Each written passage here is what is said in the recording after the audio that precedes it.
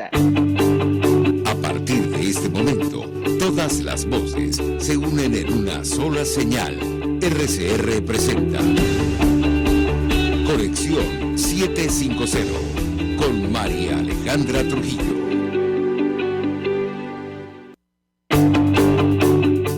Muy buenas tardes, amigos de Radio Caracas Radio. Todo el equipo que trabaja para ustedes a partir de esta hora los saluda, variada y abundante información que compartir y analizar, como es costumbre la tarde de hoy. Esto es Conexión 750. Comenzamos. ¿Qué está pasando en este país? Y saludamos a nuestro invitado. A esta hora nos acompaña el diputado Ángel Alvarado, quien forma parte del equipo del Observatorio Venezolano de Finanzas. Diputado, gracias por atendernos. Buenas tardes. Hola, María Alejandra, un placer. Programa. Un gusto conversar con usted y mucho interés de conocer los detalles de esta cifra que acaban de publicar sobre el crecimiento económico en nuestro país en el primer semestre de 2022. Ustedes aseguran que el país ha crecido 12,3%. Yo le pediría un comentario al respecto. Luego de una caída, me corregirá si me equivoco, de hasta 80% durante la administración del régimen de Nicolás Maduro. Lo escuchamos. Sí, buen punto, ¿no? Comenzar con esto. Este 12,6%, 12,3% respecto al año anterior, el primer semestre del año anterior. Pero respecto a todavía la economía sigue siendo pequeña y tocó un piso la economía venezolana en el tercer trimestre del año 2020. Para ese momento la economía perdió más del 80% de su actividad económica. Y a partir de ese momento hemos visto un crecimiento económico respecto a un piso que es bastante bajo. Efectivamente, 12,3% no quiere decir que la economía se ha recuperado respecto a los niveles del año 2012, 2013, pero sí en este momento sí podemos decir que la economía ha recuperado el nivel prepandemia, ha pasado el nivel que tenía en la prepandemia. ¿Qué explica la caída y qué explica la recuperación? Las exportaciones petroleras. Al final, esta es la gran variable que determina en gran parte el crecimiento de la economía venezolana, y es lógico que una economía, después de recibir 150% más de ingresos petroleros respecto al año anterior, esté en una situación mejor.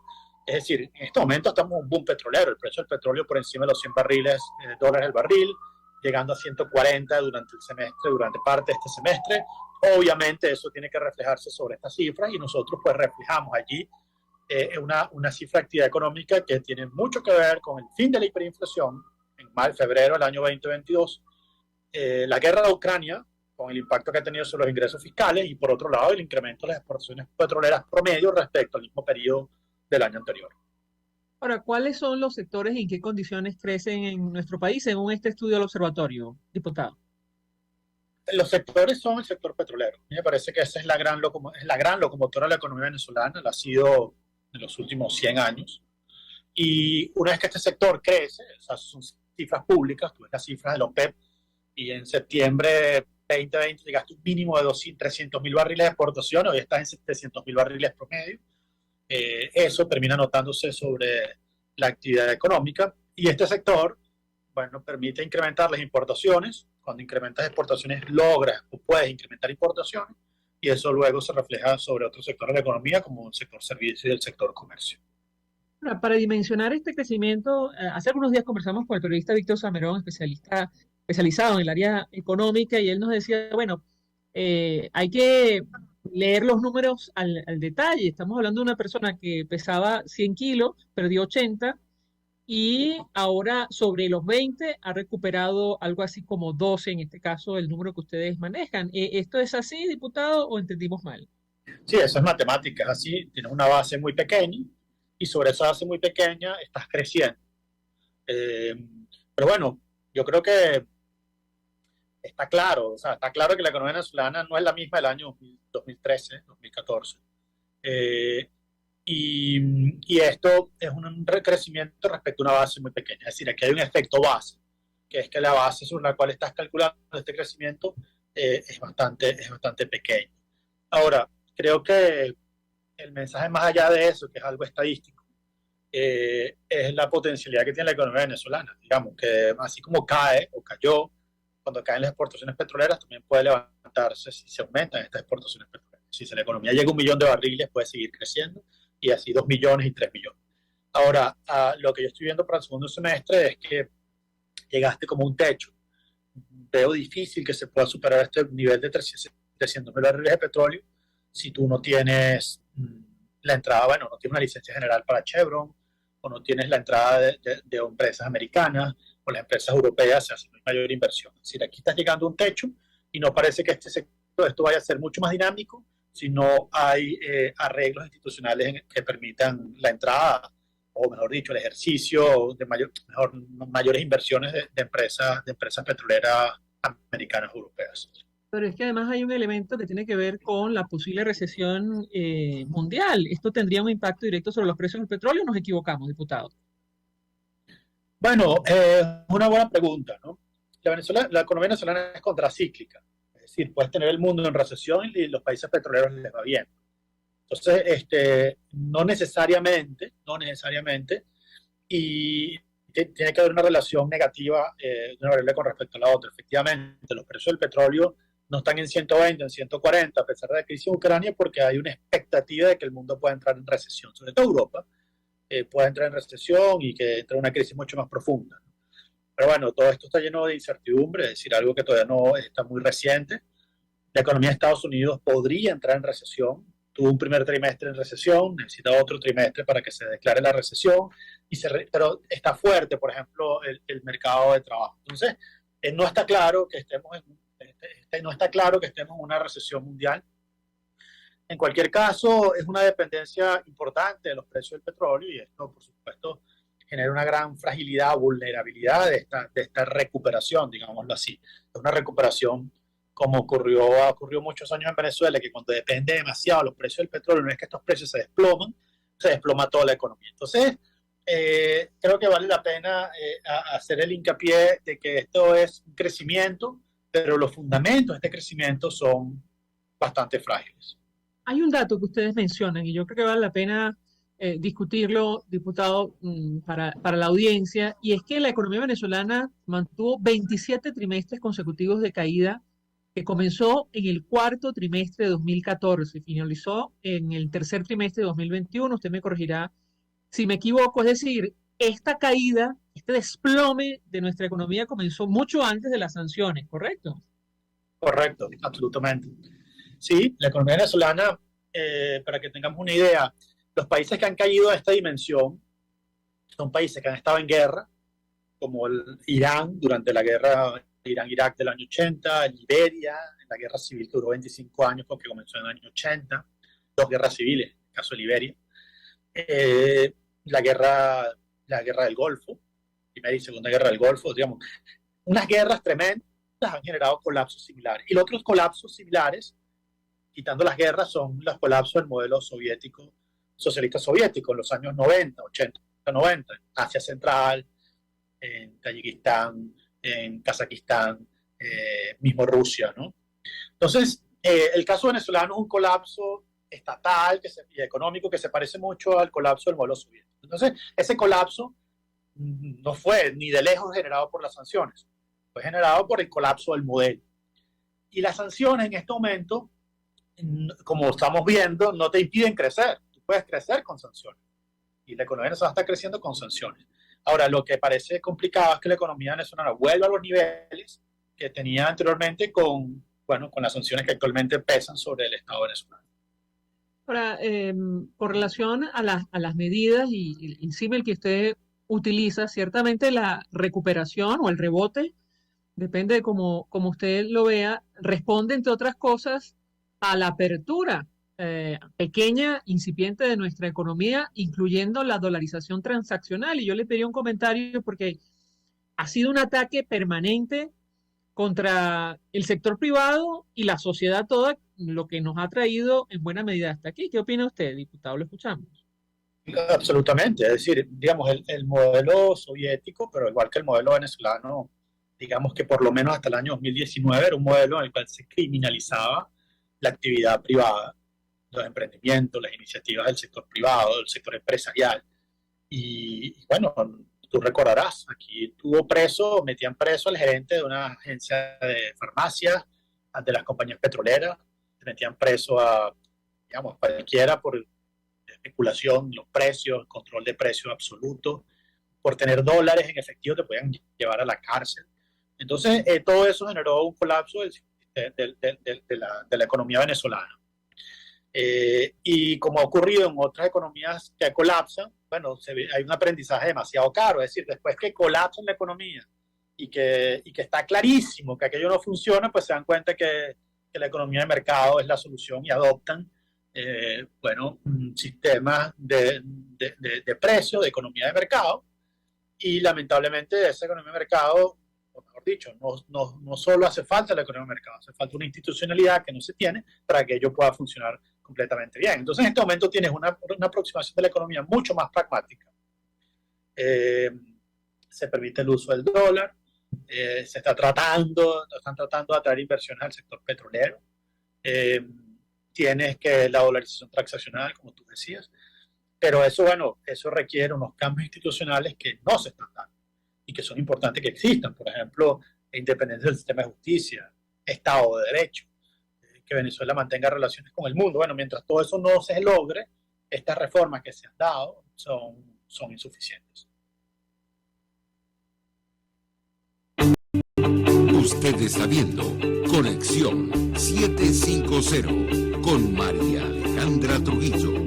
Solo por RCR 750, porque lo bueno une. Puedes seguirnos en nuestras redes sociales.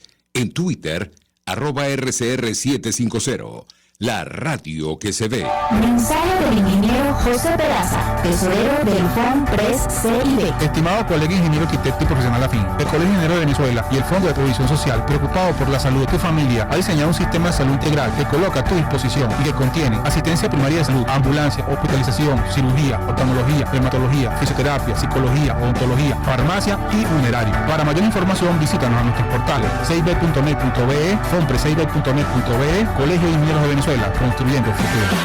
Mis amigos, una empresa comprometida y responsable con su personal es una empresa segura, y Produzca es la compañía pionera en Venezuela que ofrece la mayor cantidad de equipos de comprobada calidad para garantizar la seguridad integral de toda la nómina industrial de cualquier empresa. El catálogo de Produzca es inmenso, todo tipo de guantes, cascos, accesorios y productos varios de protección para tu personal. Conoce más de Produzca en www.produzca.com. Produzca, seguridad en tu empresa de los pies a la cabeza. Antes de empezar el día, entérese de lo que acontece en el país junto a Pedro García Otero en Titulares de la Mañana. De lunes a viernes a las 6:30 de la mañana. Acompáñelo y empiece su día bien informado. Titulares de la Mañana con Pedro García Otero. Solo por RCR 750 AM. Porque lo bueno une.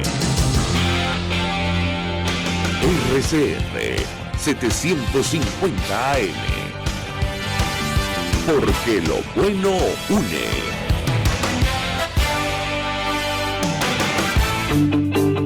El poder de la comunicación en tus manos. Conexión 750 con María Alejandra Trujillo. Solo por RCR 750, la radio que se ve.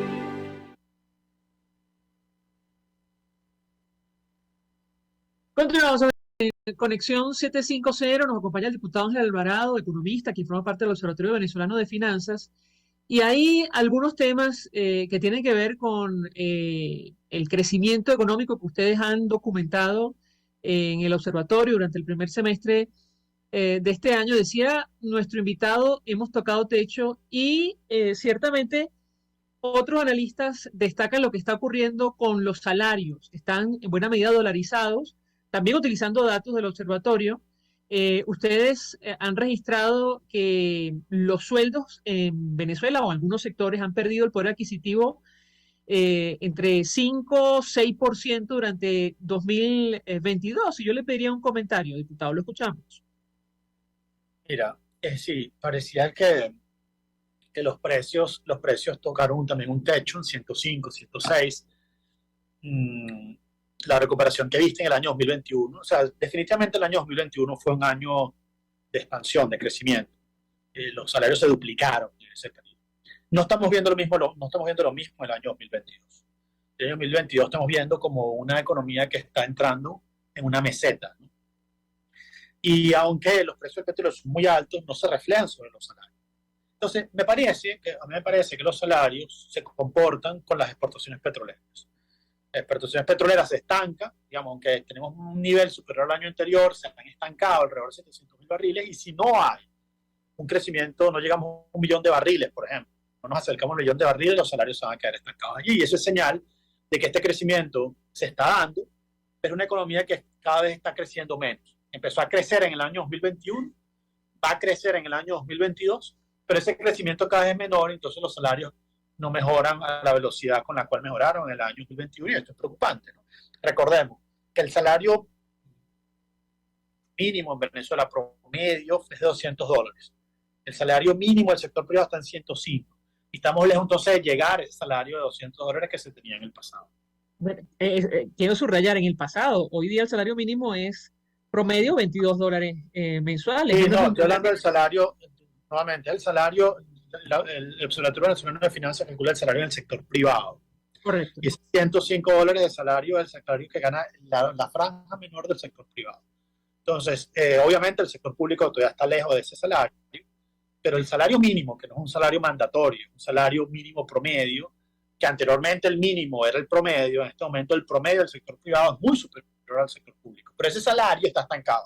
Y a ese salario precisamente al que me estoy refiriendo, de que se mueve con los precios del petróleo, los precios no, con la cantidad de volumen de exportaciones petroleras, y en ese momento, al estancarse el volumen, se estanca el nivel de precio del sector privado. Y con ello el consumo, ¿correcto, diputado? Bueno, es una buena pregunta, ¿no? Tal vez el consumo de los que ganan esa franja del salario, no necesariamente el consumo de toda la sociedad. Entonces, digamos, habría que verlo. Tal vez el consumo masivo sí, el consumo habría que verlo. No tiene por qué comportarse de manera similar todo.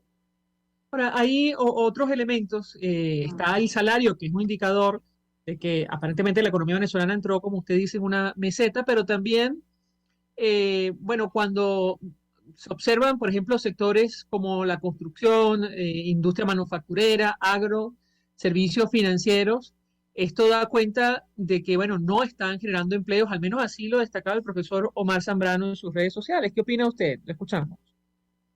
Bueno, mire, entonces yo ponía el símil de que la economía venezolana es como es como un ferrocarril, que es una locomotora, que es el petróleo, y tiene unos sectores que se van encadenando, se van conectando a esa locomotora. Es el sector que se conecta más rápido, el sector comercio, el sector servicios, sobre la cual se levanta el índice de remuneraciones que tú mencionabas anteriormente.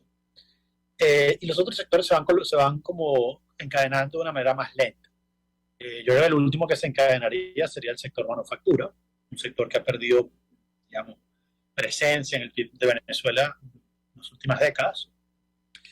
Pero bueno, tienes otro sector, por ejemplo, digamos, como es difícil aproximar algunas de estas cosas, por ejemplo, tienes el IVA, el impuesto de valor agregado, la recaudación del IVA aumentó 38% en términos reales en este primer semestre del año.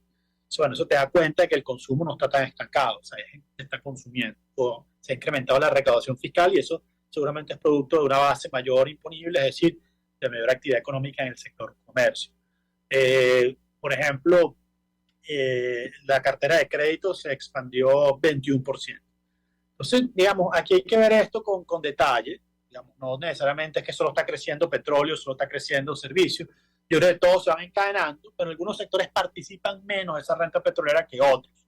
¿Y qué pasa? Bueno, el hecho de que crezca el sector comercio no quiere decir que el comercio es el sector que es dinamizador de la economía. El sector dinamizador de la economía es el petróleo. Y el sector comercio participa de ese dinamismo. Ahora, el valor agregado al sector comercio es pequeño. Al final hay poco agregación de valor.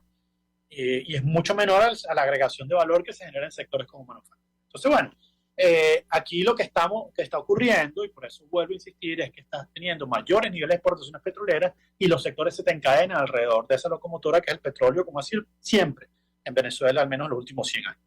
Ahora, en este momento, diputado, entendemos que la recuperación, rebote, crecimiento de la economía es absolutamente desigual. Y lo decimos porque En el informe de la FAO, hasta 2021, Venezuela ocupaba el segundo lugar entre los países con mayor prevalencia de hambre en América Latina. ¿Qué puede decirnos? Sí, efectivamente. América Latina tiene un problema serio de desigualdades, profundo, histórico. Entonces, cuando generas crecimiento, es un crecimiento que es desigual.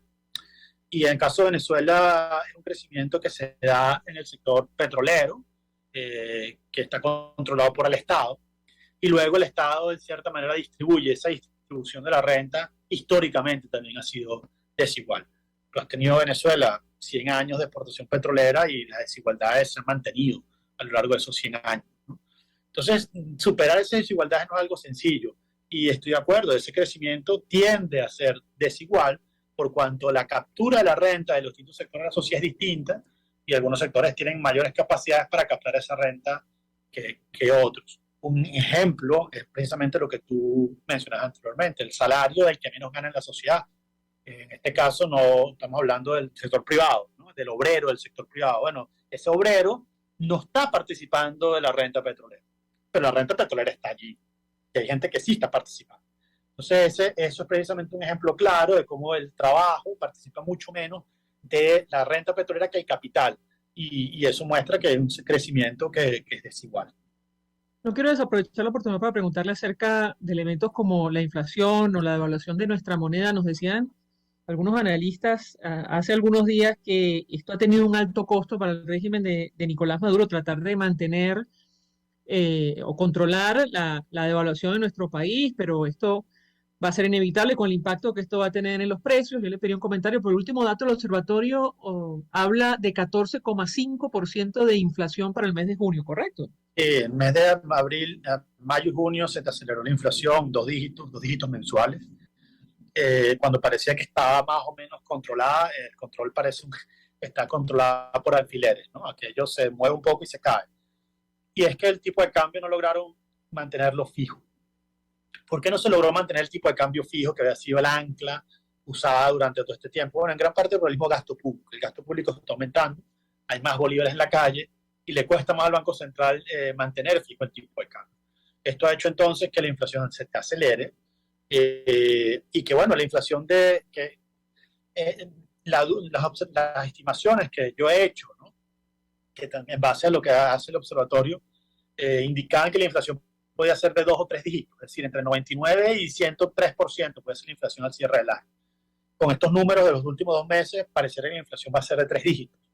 Y pareciera que el problema de inflación alta, persistente, se mantiene. Es decir, no es tan sencillo acabar con esa persistencia de la inflación. Recordemos que la inflación en Venezuela comenzó en el año 77 y desde entonces Venezuela no ha tenido inflación como problema y eso genera una persistencia cultural sumamente fuerte que bueno, pareciera que no basta simplemente anclar el tipo de cambio. El tipo de cambio se mantuvo entre 4 y 4,5 durante casi un año y sin embargo la inflación era de 3 dígitos. Entonces eso lo que te indica es lo difícil que va a ser acabar con este flagelo de la inflación en Venezuela, incluso gastando una fortuna de dinero a los realazos, manteniendo fijo el tipo de cambio.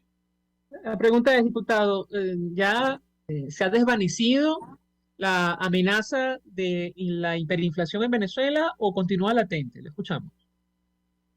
Es un tema de voluntad política. Yo creo que si hay voluntad política o se mantiene la incomprensión del problema, podemos seguir entrando en hiperinflación. Ahora, hay países que han reincidido, no es lo común, pero hay países que han reincidido. Yo espero que más nunca toque algo así en Venezuela, que llevó a 6 millones de venezolanos a tener que salir del país, ¿no? Ahora, la vulnerabilidad fiscal de Venezuela, la alta dependencia del petróleo, de los precios del petróleo, indican que es un país con muchas fragilidades y que a pesar de que en este momento tenemos altos precios del petróleo, es posible que la guerra en Ucrania se termine y los precios vuelvan a 70, 50 y tienes una nueva crisis fiscal. Y la única manera que eso se evite es tener una institucionalidad mucho más fuerte de la que se tiene actualmente. Mientras maneja el país como una pulpería, obviamente la posibilidad de desastre similar y de una hiperinflación siguen latentes. Bueno, que regrese el sistema democrático, diputado, sin ir más lejos. Bueno, el sistema democrático, por supuesto, ¿no? Pero aún, digamos, el sistema democrático, pero la institucionalidad es fundamental, ¿no? Digamos, que tengas una institucionalidad que sea mucho más fuerte, un Estado de Derecho, y que por supuesto la democracia forma parte de todo eso. Y sobre todo en el caso venezolano, esa institucionalidad pasa por el sistema democrático, efectivamente. Diputado Ángel Alvarado, gracias como siempre por atendernos, acompañarnos, economista, quien forma parte del equipo del Observatorio Venezolano de Finanzas. Nosotros vamos a la pausa y al regreso venimos con más. Estás en sintonía de Conexión 750 con María Alejandra Trujillo. Solo por RCR 750. Porque lo bueno une. Síguenos a través de Periscope, @RCR750, la radio que se ve. Mensaje del ingeniero José Peraza, tesorero del FONPRES CIB. Estimado colega ingeniero arquitecto y profesional afín, el Colegio de Ingenieros de Venezuela y el Fondo de Previsión Social, preocupado por la salud de tu familia, ha diseñado un sistema de salud integral que coloca a tu disposición y que contiene asistencia primaria de salud, ambulancia, hospitalización, cirugía, oftalmología, dermatología, fisioterapia, psicología, odontología, farmacia y funerario. Para mayor información, visítanos a nuestros portales cib.net.be, fonprescib.net.be, Colegio de Ingenieros de Venezuela, construyendo el futuro. Amigos, nace un nuevo concepto de farmacia en Venezuela. Farmacia CVS y más. Todo lo demás. En Farmacia CVS, en español CVS, lo consigues todo en un solo lugar. Salud, belleza, hogar y comida. Un nuevo concepto en todo para un nuevo concepto de vida. Farmacia CVS y más está en el CCCT nivel C1, frente a Beco y al lado del Banco Mercantil. En Instagram, FarmaCVS, Farmacia CVS y más. Todo lo demás. La Academia de Ciencias Físicas, Matemáticas y Naturales presenta El progreso tiene su ciencia. Hoy presentamos Gustavo Rivas Mijares y la ingeniería sanitaria. Haber contribuido a salvar vidas es básicamente lo que yo he hecho. Así entendía el doctor Gustavo Rivas Mijares su visión como ingeniero sanitario y ambiental a través del ordenamiento del conocimiento necesario para asegurar el abastecimiento seguro, oportuno y sano de las aguas. El doctor Gustavo Rivas Mijares nació el 7 de noviembre de 1922 en la ciudad carabobeña de Valencia. En 1945 se graduó de la Universidad Central de Venezuela y ese mismo año recibió su doctorado en ingeniería de la misma institución. En 1956 funda la cátedra y el departamento de ingeniería sanitaria en su alma mater. El doctor Rivas Mijares fue un escritor consumado y sus libros son, sin duda, su contribución esencial. 3 de sus obras publicadas entre 1957 y 1967 se convirtieron en referencias obligadas para generaciones de ingenieros, quienes se intercambiarían repetidamente el "consúltalo en el Rivas Mijares". Como investigador, el doctor Rivas Mijares hizo hincapié en la adaptabilidad de la ciencia al entorno local. En los años 40, el Instituto Nacional de Obras Sanitarias, INOS, diseñaba con datos de lluvias de países de otras latitudes. El doctor Mijares, entonces, insistiría en la necesidad de conocer la influencia de los parámetros ambientales locales en el diseño de procesos de ingeniería sanitaria. El doctor Rivas Mijares presidió la Academia de Ciencias Físicas, Matemáticas y Naturales entre 1981 y 1983 y fue individuo de número hasta su fallecimiento en 2014. Perteneció también a otras 7 academias extranjeras. Hoy, cuando gran parte de la población no tiene acceso estable a agua potable, se hacen indispensables hombres como el doctor Gustavo Rivas Mijares. El progreso tiene su ciencia. La Academia de Ciencias Físicas, Matemáticas y Naturales presentó El progreso tiene su ciencia. RCR 750 AM, porque lo bueno une.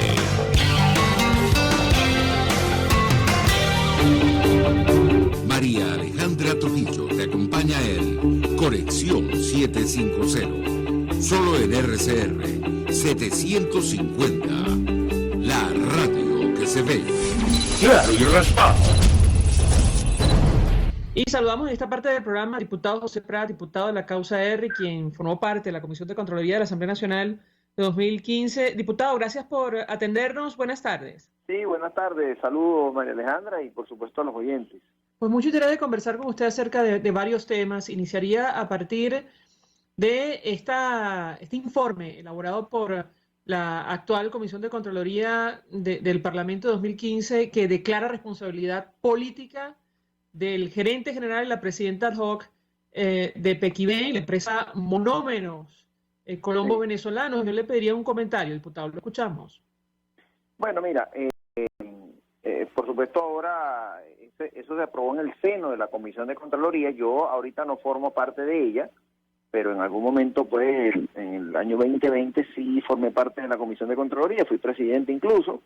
Pero bueno, se ha dado pues una serie de interpelaciones, se viene dando pues todo un proceso y bueno, ahora se dio una votación en la que se apruebe el informe donde la Comisión de Contraloría da esa responsabilidad política. Eso es importante que se sepa, eso pasa a plenaria, ¿verdad? O pasa a la Junta Directiva y en plenaria es que se aprueba o no definitivamente esa responsabilidad política, ¿no? Entonces, bueno, es importante decirlo. Una cosa es que la Comisión de Contraloría aprueba un informe, seguramente previo una subcomisión que se encargó de eso, después vino la comisión en pleno y ahora se pasa a la plenaria. Y en la plenaria es que se aprueba y se valida la responsabilidad política, o sea que faltaría todavía ese proceso allí, ¿no?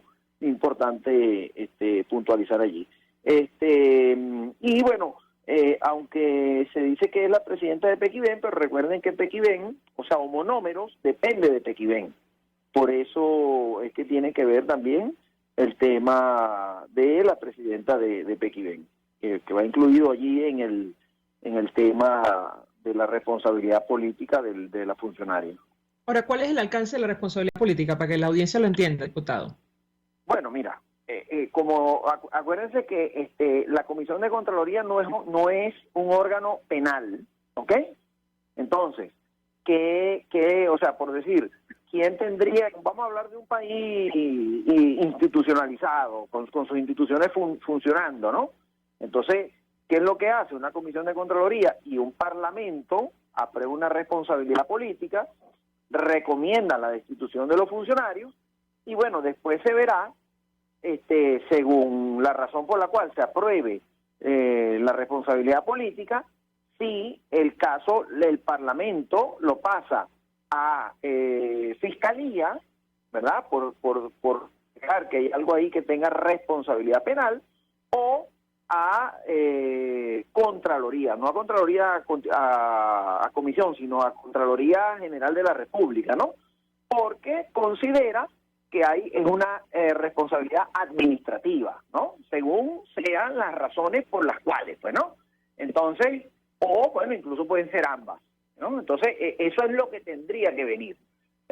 Por supuesto que una responsabilidad política tiene mucho que ver y desde el punto de vista incluso vamos a decirlo, del acuerdo político hay allí, tendría que darse una destitución de los funcionarios, ¿no? Pero bueno, tampoco es que eso directamente así. Recordemos, repito, que la Comisión de Contraloría no es un órgano, o sea, no es una fiscalía ni es un tribunal, ¿no? Es un órgano del Parlamento que aprueba por vía de una serie de elementos este informe y solicita, repito, bien sea a Fiscalía o bien sea a Contraloría, que investigue más a fondo y que, bueno, ahí sí sancione bajo sus competencias, ¿no? A bien sea a Contraloría o a Fiscalía. En este caso sabemos que tenemos un país no digo ni siquiera precariedad o desinstitucionalizado, entonces por supuesto ahí es donde existen pues una serie de vacíos y temas difíciles de resolver, por la fragilidad institucional que tiene este país, pero por lo menos tendría que darse una destitución de estos funcionarios, mínimo. Diputado, sabemos que no conoce el detalle de este nuevo informe, pero la verdad es que el documento viene a ratificar las denuncias sobre ilícitos detectados en la administración de esta empresa que ustedes sí ventilaron en su momento. Y yo le pediría un comentario sobre este tema para recordar a qué ilícito se refiere el informe, o al menos a qué responde esta decisión, eso en primer lugar. Y en segundo lugar, puntualizar quién designó a la señora Diana Bracho y a Guillermo Rodríguez Laprea, que son los que resultan señalados en este momento. No, mira, en caso de Diana Bracho, ella sí tiene ya desde el 2000, me parece 2020, y es más reciente. Bueno, por los detalles que conozco, recuérdense que la Junta de... Tenemos allí problemas de comunicación, diputado. Le voy a rogar que se mueva lo menos posible estos minuticos que conversamos porque perdemos el audio. ¿Aló? Y nos interesa mucho la explicación que tiene y que comparte hasta ahora con nosotros. Adelante, diputado José Prat, lo escuchamos. Me quedé, disculpa. No, usted decía, se refería a la señora Diana Bracho y hacía memoria, advirtiendo que, según recuerda usted, fue designada en 2020, ¿correcto? Sí. El señor Rodríguez Laprea es más reciente, es del 2021, de mediados del 2021. Él, incluso parte de lo que allí se dice es que él también en algún momento, lo que pasa es que no, de verdad, en aras de la responsabilidad no quiero ponerme a dar tantos detalles porque, repito, yo no estoy en la Comisión de Contraloría, yo no asistí en este año, ¿no? Yo no asistí a algunas de las interpelaciones y no conozco a fondo ya los detalles, ¿no? Pero sí puedo dar algunas cosas que conozco sin meterme en profundidad para no cometer el error de decir algo que no deba, ¿no? Pero entonces te digo, él en función vamos a decirlo, parte de lo que se le decía era que él en algún momento fue representante de una empresa, ¿verdad?, que prestaba o era contratista de monómeros, después aparece como directivo en monómeros. Entonces, bueno, allí hay un conflicto de intereses, y por supuesto se desprenden una serie de temas, ¿no? Pero es bueno decirlo que a la junta directiva de monómeros la nombra la junta directiva, o se nombra desde la presidencia de Pequibén, no se nombra desde la presidencia de la República. La directiva de Pequibén sí se nombra desde la presidencia de la República, pero la de monómeros no. La de monómeros depende de Pequibén, ¿no? Entonces, bueno, allí hay un tema, por eso un poco lo que tiene que ver con la responsabilidad que se le, vamos a decirlo, se le menciona a los directivos de Pequibén. Recordemos que Monómeros es una empresa, se dice que es Monómeros Colombo Venezolanos, ¿no? Porque originalmente Monómeros es del Estado venezolano en su mayoría, pero creo que rondaba el 70% por parte del Estado colombiano, ¿verdad? Cuando Hugo Chávez comienza con los desmanes en materia de administración de las empresas, el tema de las nacionalizaciones y bueno, y todo aquel, lo que llevó a la entonces empezaron siendo mayoritarios el Estado venezolano. Álvaro Uribe, creo que Uribe en su presidente, concuerda, o vamos a decirlo, concreta la venta de la parte accionaria de Colombia a Venezuela. Entonces, bueno, ya Monómeros pasa a ser una empresa totalmente venezolana. Yo me imagino que de repente Uribe pensó, bueno, en medio de este desmadre que se está cometiendo con todas las empresas, la corruptela, la manera, ellos decidieron hacerse a un lado, ¿no? Y entonces, bueno, pasó a la administración completa en su momento, el gobierno de Chávez. Cuando entra Maduro, ocurre lo mismo. Bueno, debe ser una empresa arruinada, era una empresa totalmente... Sí, tenemos ahí serios problemas con la comunicación. Si me permite, diputado José Prat, vamos a hacer una pausa. Vamos a tratar de restablecer el contacto, de llamarlo de nuevo o digamos, ver si internamente podemos mejorar la comunicación, porque, insisto, nos interesa mucho la explicación que comparte nuestro invitado acerca del tema que nos ocupa.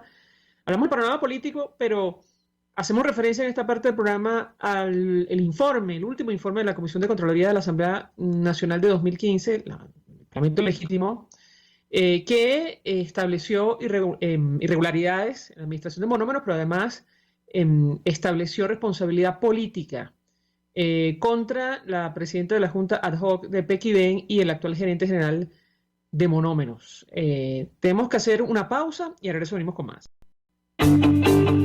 Escuchamos Conexión 750, solo por RCR 750, la radio que se ve. Puedes seguirnos en nuestras redes sociales, en Twitter, @RCR750, la radio que se ve. Mensaje del ingeniero José Peraza, tesorero del FONPRES CIB. Estimado colega ingeniero arquitecto y profesional afín, el Colegio Ingeniero de Venezuela y el Fondo de Previsión Social, preocupado por la salud de tu familia, ha diseñado un sistema de salud integral que coloca a tu disposición y que contiene asistencia primaria de salud, ambulancia, hospitalización, cirugía, oftalmología, dermatología, fisioterapia, psicología, odontología, farmacia y funerario. Para mayor información, visítanos a nuestros portales cib.net.be, fonprescib.net.be, Colegio de Ingenieros de Venezuela, construyendo el futuro. El que sabe de sabor sabe de saber que Del Corso es la clásica pastelería italiana de Caracas. Qué ricos sus dulces típicos tradicionales, como los auténticos cannoli, la sfogliatella o la cola de langosta, no tienen comparación. La pasta seca de almendras y chocolate o su gran variedad de tortas, cumpleaños, bodas, bautizos o comuniones, reuniones familiares o eventos corporativos. Teléfonos 0212-941-1971. Pastelería Del Corso, la pastelería italiana por tradición y excelencia. RCR 750 AM. Porque lo bueno une.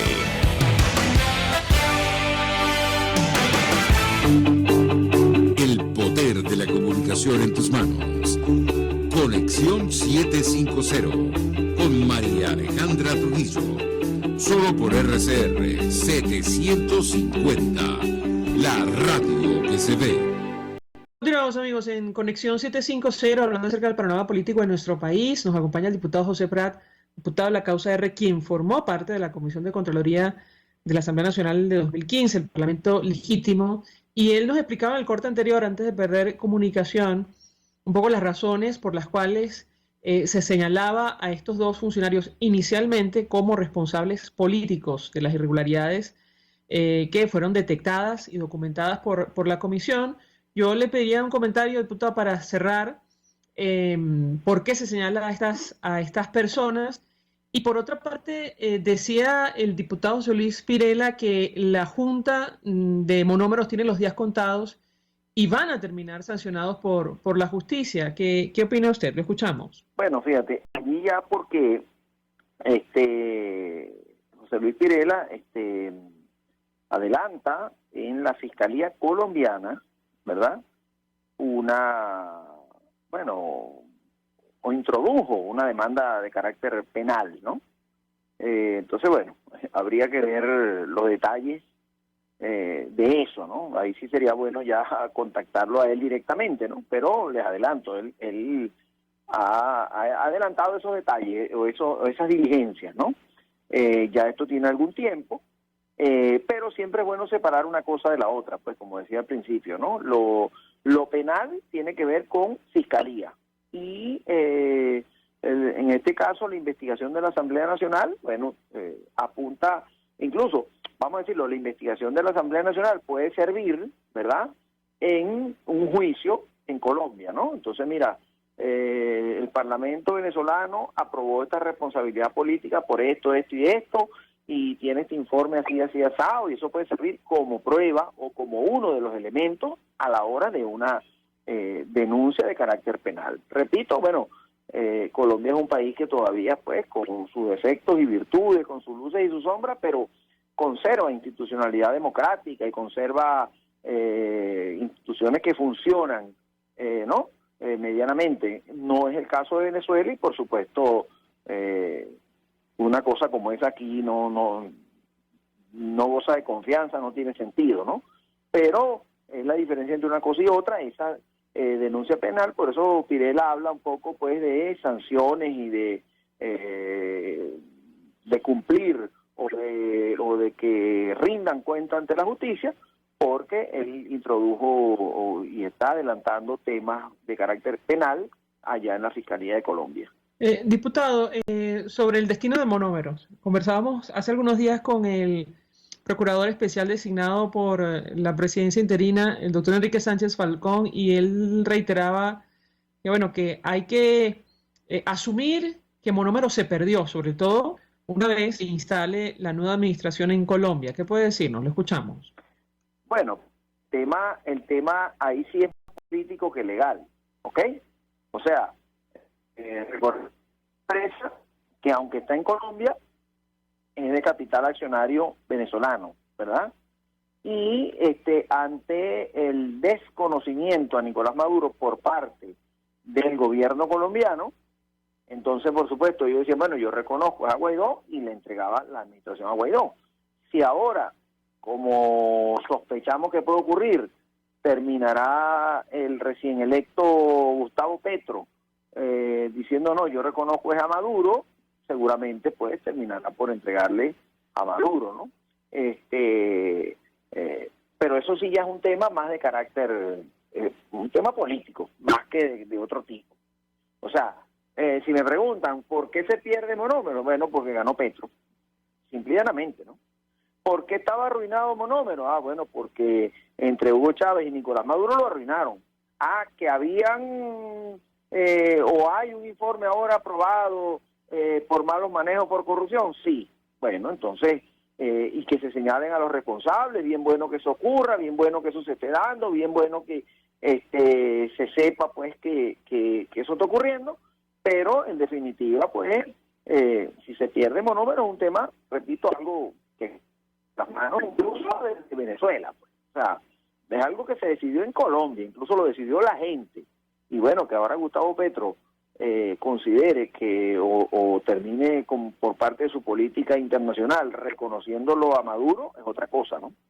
Y por ahí es que apunta a que se perdería Monómero. Ahora, diputado, esto lo uno con el político de nuestro país, porque efectivamente esto evidencia que está en juego el reconocimiento a la presidencia interina. Ahora mismo está en discusión la celebración de unas primarias de la Alternativa Democrática de cara a una eventual elección presidencial, posiblemente en 2024. Yo le pedí un comentario acerca de lo que está ocurriendo y su expectativa en lo personal, o mejor dicho, lo que pueden esperar los venezolanos en el corto y mediano plazo, a la luz de todos estos temas y esta discusión que se está dando en nuestro país. Lo escuchamos. Bueno, el tema de la primaria para mí es medular. Yo incluso le pediría a la gente que o por lo menos es mi visión personal, incluso en el partido, en la causa R también lo hemos discutido así, que el tema de las primarias no es un tema de elegir un candidato y es más de lo mismo, no. Estamos ante una situación de dispersión, de falta de estrategia, de falta de efectividad política, ¿verdad?, en el seno de la oposición democrática. Ojo, oposición democrática, no estamos hablando del alacranato, ni de los grises, de los que por ejemplo se ponen de acuerdo con el TSJ de Maduro para apropiarse de los partidos políticos, por decir un ejemplo, ¿no? Porque hay gente que ha querido vender, únanse, ¿no? ¿Únanse con quiénes? ¿Con los que están unidos con Michael Moreno? No. O sea, los que están con Michael Moreno están con el gobierno, pues están con el régimen de Maduro, ¿no? Entonces, pero hablemos de la oposición, ¿no? Entonces, dentro de la oposición hay visiones distintas, hay enfoques, hay posturas, hay ideas, y hay una terrible falta de efectividad política. Entonces, ¿qué decimos? Bueno, empecemos a arreglar la casa a tiempo. Una de las maneras de arreglar la casa a tiempo es el tema de las primarias. Las primarias nos darían, ¿qué? Una nueva dirección política, un liderazgo político nuevo. Cuando digo un liderazgo, porque bueno, la gente elegiría a quién va a afrontar esta lucha. Ya incluso dentro del seno de la oposición hay una discusión, por ejemplo, que quien resulte electo ahí debe comprometerse, bueno, por supuesto a la unificación de los demás sectores y tal, pero por ejemplo, María Alejandra Trujillo queda electa en la primaria. Bueno, ella iría a un proceso electoral en unidad y toda la cosa, y una vez resultando electa debe comprometerse, por ejemplo, nada más, por decir algo, a que cero reelección, que no firmando, mira, nada más por 6 años, los años que correspondan a ese periodo, de que sea de manera de que se trabaje desde el punto de vista de algo, vamos a decirlo como una transición, ¿verdad? Que esos años sean de transición, que ese gobierno sea un gobierno justamente para una transición hacia la democracia, o sea, parte de eso, ¿no? Y bueno, hay una serie de acuerdos, ¿no? Una serie de proyectos de gobierno, utilizando algunas de las cosas del Plan País, por supuesto eso reajustándolo con las nuevas realidades y toda la cosa, ¿no? Pero entonces todo esto, ¿qué nos daría? Bueno, nos daría esa posibilidad de que la gente otra vez vuelva a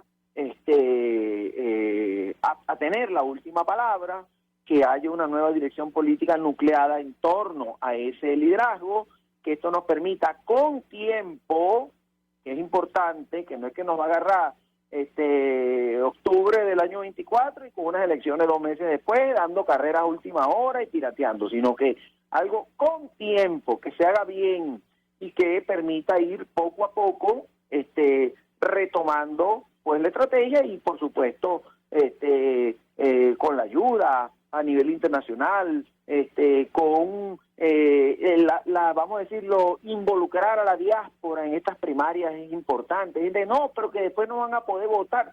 No vale, necesitamos que la diáspora participe también, que se organice, que también a nivel internacional, que no serán todos, los que puedan, los que quieran, pero estoy seguro que entonces empecemos a organizarnos, repito, afuera, adentro, empecemos desde lo político, empecemos a mostrar los proyectos y por supuesto también mostremos un proyecto común, ¿no? Entonces, bueno, un poco es eso el tema de las primarias, es un poco, no es solamente elegir un candidato, sino es darle forma a todo esto. Por supuesto creemos que es sin el CNE, porque parte de lo que hay que luchar también será junto a la comunidad internacional, son condiciones electorales, ¿verdad?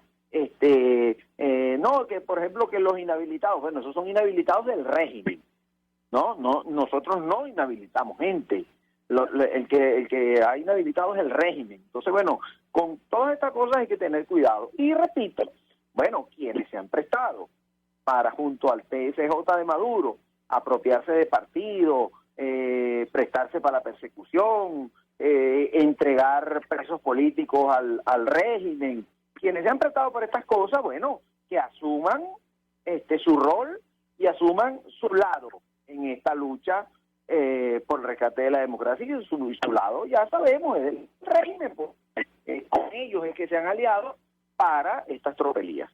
Ahora, sí se van a acelerar estas diputados, ¿no? Existe riesgo de que recurran al tema del consenso y bueno, al final hay acuerdo para que se celebren estos comicios internos en la alternativa, ¿correcto? Sí, bueno, hay esos. Seguramente habrá quien crea que ojalá que sea consenso, porque de repente pensará que el consenso es en torno a él o a ella, ¿no?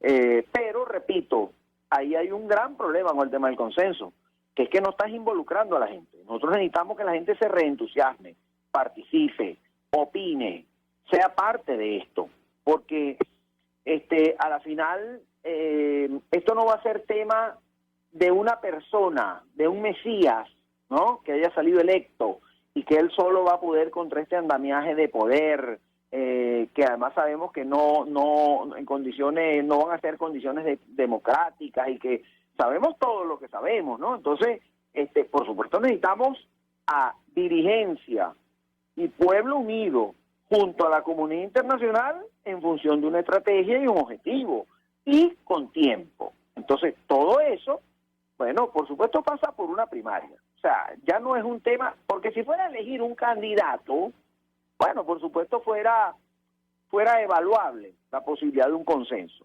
Pero como lo que estamos viendo es más allá, y sabemos que en torno a un candidato, a un líder, porque alguien que gana una primaria debe ser de alguna forma un líder, la gente debe haberle comprado un mensaje, la gente debe haberlo visto, además la gente sabe para qué lo está eligiendo, no lo está eligiendo solamente porque cree que es el que va a gobernar, sino también porque sabe que es alguien, o cree que es alguien que va a servir para esta difícil empresa de luchar contra una dictadura con las herramientas que tenemos nosotros a la mano. Entonces, bueno, por supuesto, eso se logra es en la unificación de comunidad internacional, pueblo y dirigencia. ¿Queremos tener un éxito? ¿Queremos avanzar? Bueno, esa es la fórmula. en principio yo no veo otra, ¿no? Y lo bueno, repito, es que lo estamos haciendo o lo estamos planteando con el tiempo suficiente. Ya hay comisiones discutiendo, porque también hay ideas distintas. Yo estoy diciendo esto aquí, pero habrá quien de repente tenga otra idea parecida, con algunos matices, y entonces, bueno, ahí es donde empiezas tú a ajustar esos matices y esa cosa hasta que llegas a un acuerdo que permita, pues, con unas normas, con unas reglas y toda la cosa, avanzar y lograr los objetivos en ese sentido. Diputado José Prat, 1.000.000 de gracias por atendernos, acompañarnos, expresando opinión y análisis acerca de estos temas que tienen que ver con el panorama político de nuestro país. Pasan por este informe, obviamente aprobado por la Comisión de Contraloría en torno a monómeros, pero también tiene que ver con las primarias que organiza la Plataforma Unitaria de cara a un eventual proceso electoral en Venezuela, probablemente en 2024. Gracias. Nosotros, y hasta ahora agradecemos al diputado José Prat. Nosotros nos despedimos, lo hacemos a nombre de Jaime Nestares en la dirección general de la estación, en la gerencia de producción Willy Charcaya, en la producción Jay Pacheco, en los controles Gregorio González, quien tuvo el placer de acompañarles, María Alejandra Trujillo.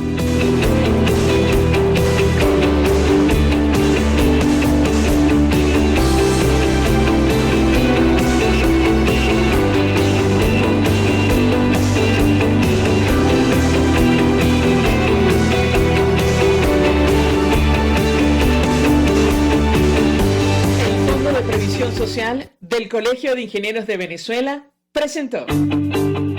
RCR presentó Conexión 750 con María Alejandra Trujillo. Solo por RCR 750, la radio